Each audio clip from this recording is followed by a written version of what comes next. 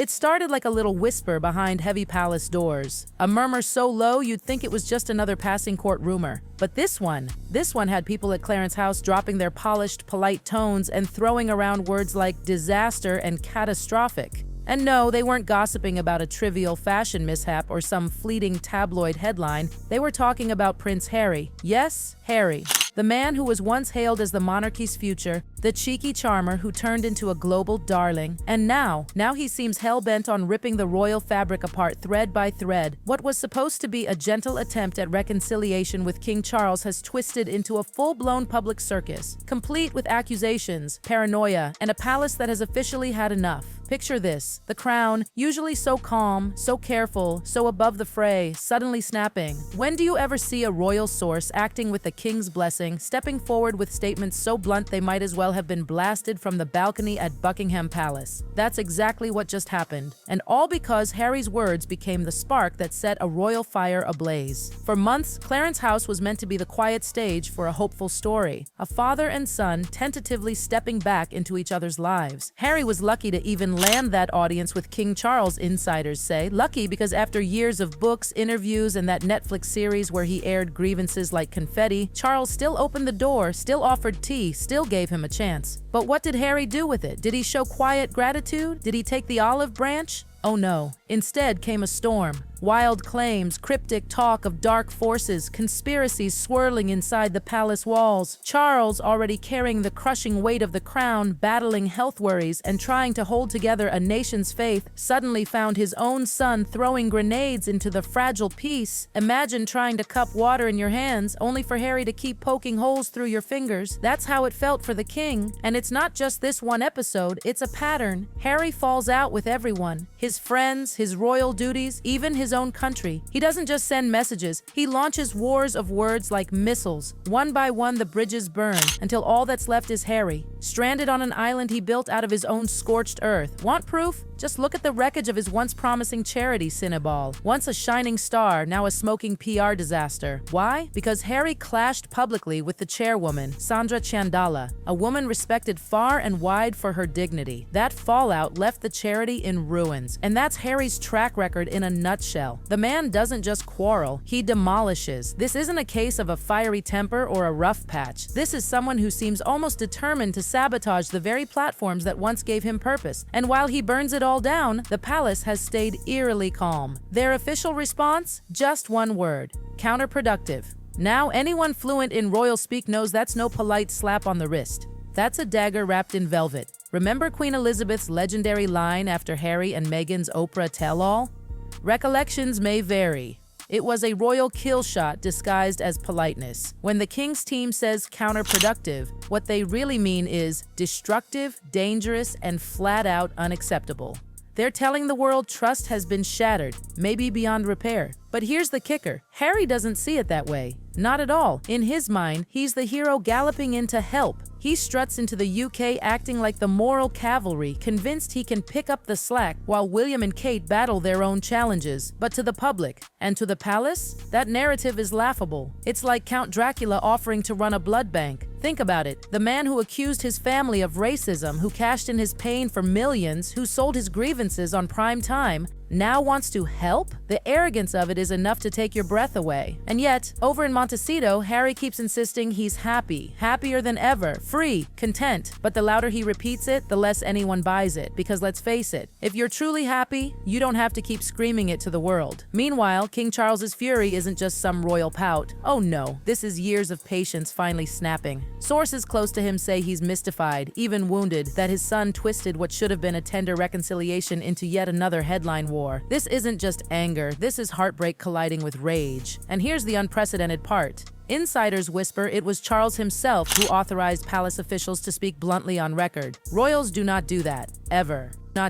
They don't roll in the mud unless they're absolutely cornered. For Charles to greenlight such blunt rebuttals tells us one thing. This situation isn't petty, it's a crisis. And it wasn't about minor misunderstandings either. It was about shutting down Harry's most outrageous claim yet. that the palace itself is plotting against him. The idea is so absurd it had lifelong courtiers shaking their heads in disbelief. But here's where it gets darker. The paranoia, those dark forces Harry talks about, they've left friends and former allies whispering behind their hands about what's really going on with him. Some quietly wonder if his wild years, the weed, the partying, the admitted heavy drug use in spare, left scars deeper than anyone realized. He even created a legal nightmare by casually confessing those habits after the fact, raising questions about what he declared on his US visa. And now, when he talks about conspiracies and invisible enemies, critics can't help but link it back to those days. Has his mind ever fully recovered?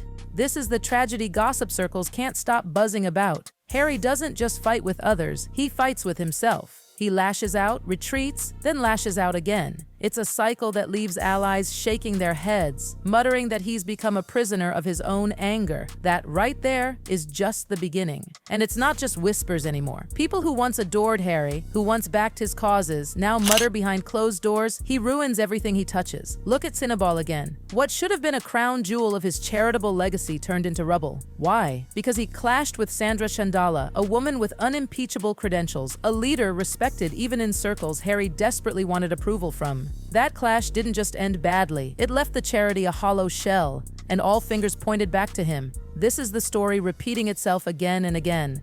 Friends gone, causes gone, trust gone. What's left? A man who takes every opportunity and somehow, almost miraculously, turns it into a battlefield. Meanwhile, across the Atlantic in Montecito, we get this strange, glossy picture. Staged photos of chicken coops, sunny gardens, the Sussexes smiling like the cover of a lifestyle magazine. But the more they post, the less people believe. Because true happiness doesn't need to be advertised every other day. It's the royal equivalent of someone posting endless gym selfies while secretly avoiding the scale. And that's exactly why the palace's choice of the word counterproductive hit like a thunderclap. It wasn't just a polite slap, it was a verdict. It was the palace saying, "You've sabotaged yourself, Harry." Of course, his allies try spinning it differently. They insist Harry has no desire to rejoin royal duties. They say he's perfectly happy in California, living his freedom, but listen closely to the undertones. By painting himself as a victim of palace sabotage, Harry gets to do two things at once: demand relevance and absolve himself of all blame. Clever? Maybe. Transparent? Absolutely. And people are tired of it. The public has seen this script too many times. Harry as the victim. Harry as the one battling invisible enemies. Harry insisting he's fine while lashing out at everyone else. It's a tired play, and even his father, who once bent over backwards to keep the peace, doesn't seem willing to entertain it anymore. Behind Buckingham Palace walls, the mood is one of exasperation. Courtiers, usually so disciplined, so stiff-lipped, now openly describe Harry as a walking crisis. One source said bluntly, "You can't trust him with even the smallest olive branch." And here's the cruel twist. The Clarence House meeting could have been remembered as a rare, tender moment between father and son. Instead, it's been reframed as a humiliating disaster. Insiders even whisper that Charles regrets allowing it to happen at all, fearing that every single interaction with Harry will eventually spill into the press. For a family that thrives on secrecy, on quiet dignity, Harry has become a loudspeaker that refuses to switch off, and the monarchy simply cannot afford that. And then there's William, the brother who warned everyone years ago. For so long, William was the cautious one, the one rolling his eyes at Harry's impulsiveness. He saw the danger long before others did, the rash decisions, the hunger for validation, the inability to hold his tongue. And now, well, William doesn't gloat, but those close to him say there's a certain quiet vindication. His predictions have come true. Harry has proven every warning right. William's focus, though, isn't on his brother anymore. His eyes are fixed firmly on his wife, his children, and the long, steady preparation for the crown. Watching Harry stumble only reinforces what William already knew. The monarchy cannot bend itself out of shape to accommodate one man's chaos. Meanwhile, the public is split down the middle. Some pity Harry. They look at him and see paranoia consuming him, maybe even a man undone by his past choices. They remember that heartbreaking image of the boy walking behind his mother's coffin. They recall the soldier who risked his life in Afghanistan, the charming prince who once made crowds swoon with his ease. That Harry, they say, is gone. In his place, a figure who picks fights with ghosts, who blames everyone but himself for the fallout, who twists every chance for reconciliation into another stage stage for drama. Others, less charitable, see him as nothing but entitled. To them, he's the world's most miserable millionaire, raging from a Montecito mansion while ordinary people scrape by. His constant talk of sabotage feels laughable when stacked against the privileges he still enjoys. And let's not forget his office's rookie mistakes. When The Sun reported details of his meeting with Charles, Harry's team rushed to clap back, calling the story a lie, pure invention. But in the same breath, they confirmed details about gifts exchanged, which only strengthened the newspaper's credibility. Palace watchers saw it as amateur hour. Because here's the truth, the palace does not release words casually. Every statement is calibrated. So when they call Harry's remarks counterproductive, it's not a slip, it's a direct hit. But Harry, in his typical way, doesn't seem to grasp the nuance. Instead, he responds with loud rebuttals that only draw more attention to his own missteps. And the damage? Oh, it's already done.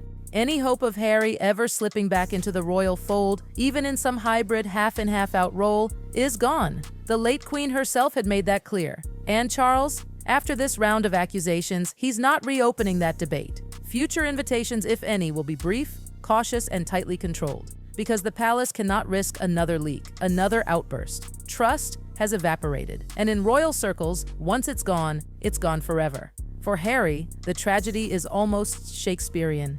The door had been open, even if just a crack. He had a chance to prove he could be discreet, that he could respect the boundaries of his father's world. But instead, suspicion and resentment guided him. And now, the narrative has hardened. A king too burdened to indulge a wayward son, a brother resigned to watch from a distance, and a prince whose own words have become his downfall. The dynasty marches on. And Harry? He's left standing outside the gates, still convinced he's the one trying to help. That's the gossip reality. That's the drama, and it's nowhere near finished.